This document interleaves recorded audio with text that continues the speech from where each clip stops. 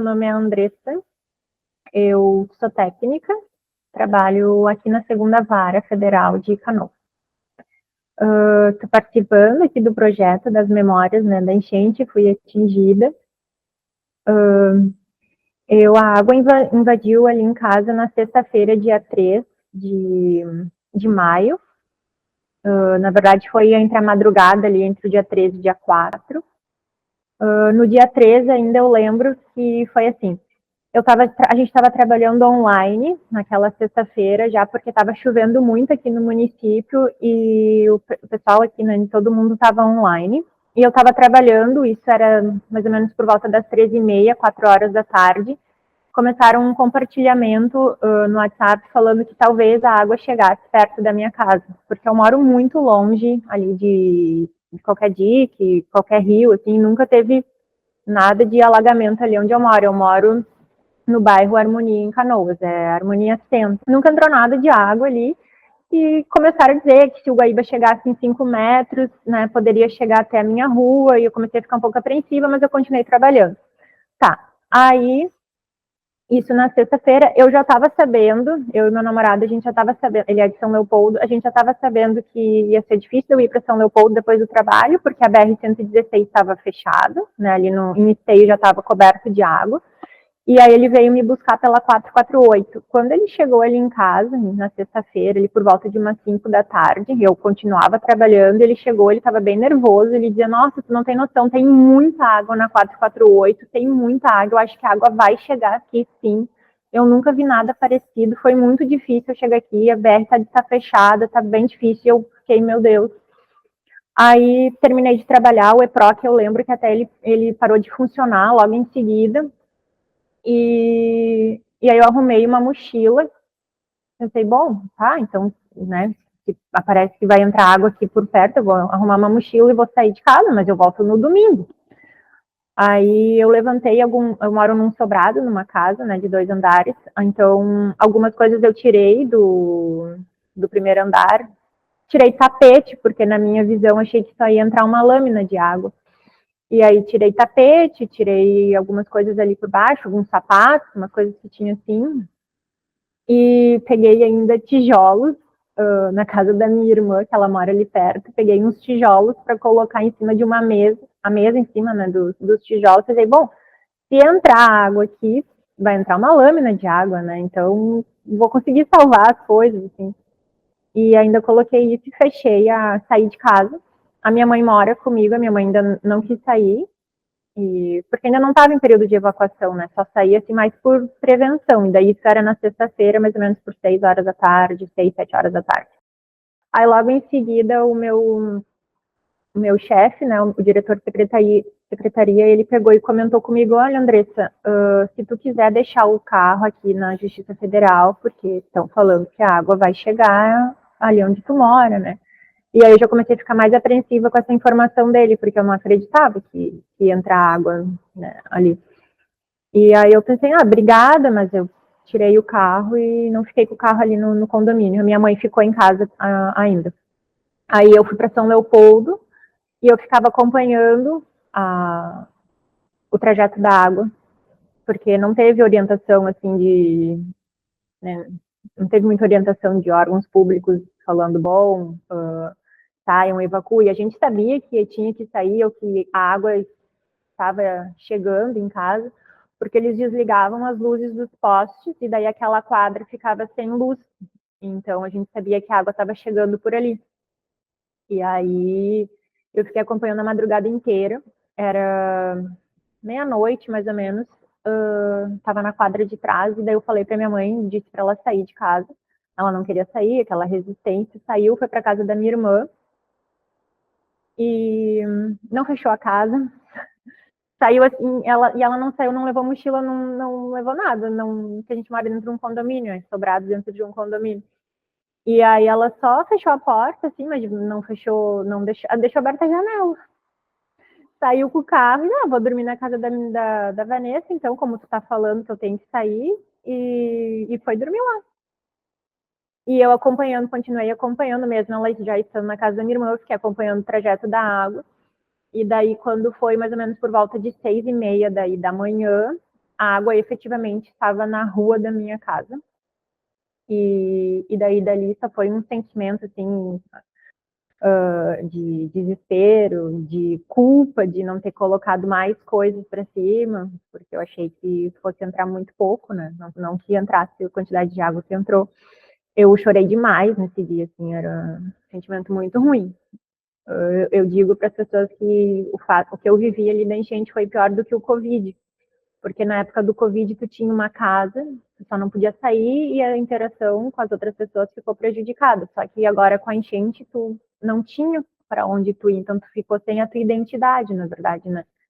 Eu estava com frio, eu queria pegar as minhas coisas, as minhas roupas, e eu não tinha como entrar dentro de casa, porque eu não tinha acesso, né? Porque eu só saí com uma mochila, porque eu achei bom, se vai entrar uma água daqui 2 dias, eu já vou conseguir entrar dentro de casa, né? Saí com pouca roupa, tive que comprar roupa, inclusive, de comprar calcinha, tive que comprar desodorante, escova de dente, porque eu, na verdade, fiquei muitos dias, né, fora de casa. Eu fui voltar para casa depois de 20 e poucos dias, para conseguir tomar banho dentro de casa, né, assim, no teu banheiro, porque eu fiquei daí, fui para casa de parentes, né, fui pingando, assim, e aí tanto eu quanto a minha mãe. A minha mãe daí foi para casa da minha irmã. Daí ela mora num apartamento, a minha irmã, daí logo em seguida ela também ficou sem luz. Aí a minha irmã e a minha mãe, elas foram para casa do meu irmão em Porto Alegre, que mora no Menino Deus. Ali até então ainda estava tranquilo, mas passou alguns dias ali no Menino Deus. Também tiveram que evacuar, e aí acabaram indo para casa dos sogros da minha irmã, foram para os pais do meu cunhado, na verdade. Porque o meu irmão, com os filhos dele, tiveram que sair do Menino Deus e foram para a praia também, porque ali tinha alagado, mas eles moram em apartamento, então eles não foram assim, foram atingidos, digamos assim, mas não assim, tão diretamente que nem eu, porque a água entrou, né, de verdade, ali dentro de casa. Enquanto isso, eu continuava em São Leopoldo, na casa do meu namorado, e aí fiquei sem contato também, assim, né, não conseguia ter contato com a minha sobrinha, com a minha irmã que está grávida, né, então a minha mãe ficava com ela porque a Vanessa está grávida de 3 meses, tem uma filha de 3 anos, então a minha mãe ficava com ela nessas perambulações, e eu acabei ficando com o meu namorado e elas foram migrando assim mais de casa em casa. E era muito difícil de voltar para Canoas, né? Porque como elas estavam em Porto Alegre, não tinha acesso, só tinha acesso pela 040. E até quem entrou daí em casa fui eu. Elas não tinham nem como voltar depois que a água baixou, ainda não tinham como ter acesso em Canoas. Eu perdi bastante bens materiais, sim, mas eu digo que o maior prejuízo foi o emocional, porque o sentimento de tu não saber até quando que a água ia subir é muito triste, porque daí tu diz assim, tá, tu não queria, a água entrou. Aí depois tu fica pensando, bom, agora entrou 10, né, entrou 10 centímetros, entrou 20, entrou 1 metro, e daí tu começa a calcular, né, na tua cabeça as coisas que estavam ali mais ou menos e o que já foi atingido, né? Aí eu pensava assim, bah, se entrou, bah, então eu já perdi o micro-ondas, né? Então, bah, se tá nessa altura da água ali, já pegou a televisão, o sofá já era, e ali tu não sabe até quando que vai, né? Qual é o limite da água. Então, foram dias, muitos dias, que eu fiquei vivendo o mesmo dia 3 de maio. Porque eu ficava pensando toda hora, assim, quando que ia terminar isso, né? E ficou por bastante tempo com esse sentimento de não conseguir terminar. Eu não tive nem fé nem esperança, eu tive o sentimento mesmo de focar no que eu podia fazer. Né? Eu não tinha muita coisa ali para fazer enquanto a água estava subindo, eu não tinha o que fazer. Então eu focava quando eu pudesse entrar em casa, como que eu tinha que estar, né? Então eu fui atrás de procurar luva, eu fui comprar produto de limpeza, eu fui atrás, pedir emprestado, que foi uma ex-chefe até minha do INSS que me emprestou a Suzy, botas, né? Tive que pegar botas emprestadas para mim, para o meu namorado, fui falar com faxineira, fui falar com outros parentes, meu irmão, porque tinha que ter muita gente para entrar, porque eu já sabia que o que eu ia ver ia ser triste, assim, né? Então eu ficava me preparando para o dia que eu conseguia entrar em casa. E daí quando eu entrei em casa, o cheiro era muito forte. Eu fiquei bem desnorteada, porque parecia que tinham botado a casa dentro de um liquidificador, assim. Era muito triste de ver.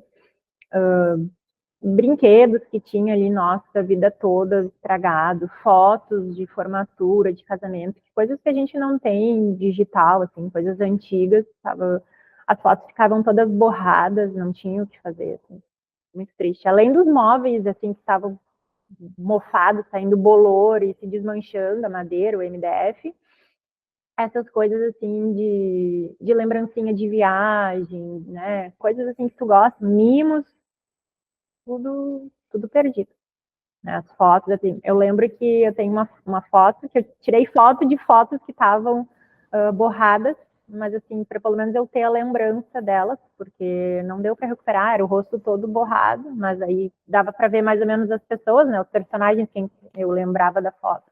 E aí eu fiquei tirando foto das fotos que tinham sido estragadas, assim, que tinham sido atingidas, que elas estavam borradas. Então, foi bem triste. Bom, apoio solidário eu tive de bastante gente. Nossa, milhares de amigos, principalmente de outros estados, assim, primos, parentes, Rio de Janeiro, Brasília. Eu vi assim que o que aconteceu aqui no Rio Grande do Sul impactou muito as pessoas de fora, elas queriam ajudar de alguma forma, então teve bastante gente querida, assim, conhecidos de Minas Gerais que me ajudaram. Professores até que professores de cursinhos que eu estudei na época, né, do concurso, que eles também do Brasil afora me perguntando e me pedindo ajuda, várias pessoas, muitas pessoas me ajudando. Bom, sentimentos aí de solidariedade entre os vizinhos, sim, teve muito, porque como eu entrei em casa nos primeiros dias que deu para entrar, assim, que eu vi que porque eu acompanhava a água baixando, eu já entrei e aí logo em seguida, assim, eu já estava na segunda, terceira limpeza grossa, assim, porque é muito tempo de limpeza. Eu digo assim, tudo aconteceu dia 13 de maio, mas até hoje, a gente está no dia 10 de julho, eu ainda estou vivendo isso, porque a minha casa ela é de drywall as paredes. Então, agora há pouco que a gente terminou a reforma, eu tive que refazer toda a casa, a gente perdeu as paredes. Então, eu tive que tirar toda aquela manta, uma malã de vidro que fica ali entre os gessos, teve que ser cortado, teve que ser retirado, comprometeu toda a estrutura da casa, tive que refazer as paredes com gesso, teve que pintar de novo, para daí agora a gente começar a pensar em colocar os eletrodomésticos e móveis. Eu ainda estou vivendo muito a fase da enchente, então a minha vida, meu dia a dia ainda está bem complicado. Né? Eu já voltei a trabalhar presencial, fiquei algumas semanas em casa, né, naquele período assim de limpeza e depois eu estava em obra, mas agora eu já estou presencial, mas eu tô ainda correndo atrás de eletrodoméstico. Tipo, ontem eu comprei uma geladeira, comprei no Brits, assim, porque eu perdi muita coisa. Hoje o que eu tenho dentro da casa, né, das coisas que deu para salvar, é um fogão e o micro-ondas. A máquina de lavar roupa também não deu para salvar. E a televisão, ela tá meio estranha, então ainda não tenho certeza. E aí sofá também não deu para salvar. Os móveis também todos foram perdidos, porque os móveis eram sob medidas, então não tinha o que fazer. Então, a madeira inchou e num desses dias eu tive que comprar uma marreta quando eu entrei em casa para tirar os móveis, porque o que acontece? A pia do banheiro, a pedra ali do banheiro e da cozinha é uma pedra pesada e os móveis de baixo eles estavam se fazendo assim, e a pedra ia acabar caindo, então a gente tinha que tirar com marreta, com o que fosse ali, o que sobrou dos móveis, para daí poder dar uma sustentação para a pedra, para reaproveitar a pedra, porque só as pedras se salvaram. A parte de baixo ali da minha casa não existe mais. A casa é fria, a casa é gelada, assim, não dá nem muita vontade de ficar ali. E, então, de solidariedade que eu percebi, assim, como eu cheguei antes do que os meus vizinhos para limpar, quando eu já estava assim na segunda, terceira vez limpando a casa, limpeza pesada, assim, eu limpava a casa de bota, eu ia para casa assim, parecia era um mutirão, assim, né? Só os cabelos enrolados com touca, porque aquela água, aquela sujeira é muito, muito fedorenta. E eu ia com luva, eu comprei uma capa assim bem grossa também que eu colocava por cima da roupa e bota. E aí os vizinhos assim, quando aquele primeiro impacto era bem triste assim, então acontecia muito de um sentimento de empatia e de ajuda entre todos assim. A gente conheceu muitos vizinhos que antes a gente mal se cumprimentava assim, ou dava oi, oi, não sabia de nada, não sabia referência. E depois desse momento, a gente começou a frequentar a casa, até porque daí um entrava na casa do outro para ver o que podia ajudar, como é que fez na casa, porque então teve períodos que ali em casa que a gente ficou também com a rede elétrica comprometida, porque quando a gente entrou na casa, como entrou muita água também nos fios, né, na fiação, enfim, e por alguns períodos a gente ficou também sem luz, então a gente ia nos vizinhos até para carregar telefone, para carregar notebook, até o eletricista ver o que estava acontecendo com a rede, porque daí ele ia lá, arrumava, caía tudo, daí eu cheguei até a levar choque numa dessas situações, assim, porque aconteceu que uma tomada estava, né, com energia ali e ele não tinha visto. Então foram muitos momentos que, se não fosse por causa dos vizinhos, ia ter sido mais difícil ainda de da gente conseguir superar esse momento, né? Porque na verdade estava todo mundo passando pela mesma situação.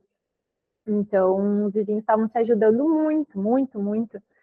Até quando eu entrei em casa, o cheiro era muito forte e foi um vizinho que falou assim para mim: olha, vou te dar uma dica, começa pela geladeira, porque o cheiro que está aqui era o mesmo cheiro que estava na minha casa, que daí tinha entrado um dia antes de mim, né, em casa.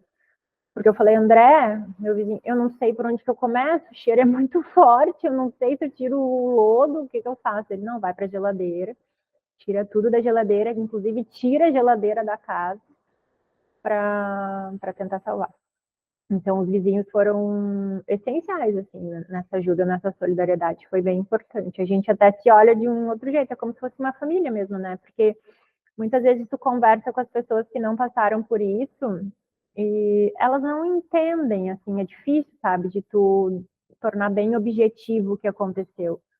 E, na verdade, acontece que quando tu tá ali com os teus vizinhos, eles também estão passando pela mesma dor, pelas mesmas aflições, pelos mesmos sentimentos, né, de culpa, de tristeza, então fica mais fácil quando a gente tem o amparo, né, um dos outros, dos vizinhos, assim, até para dar dica de fornecedor, de eletricista, o eletricista veio aqui, está acontecendo muito isso ali.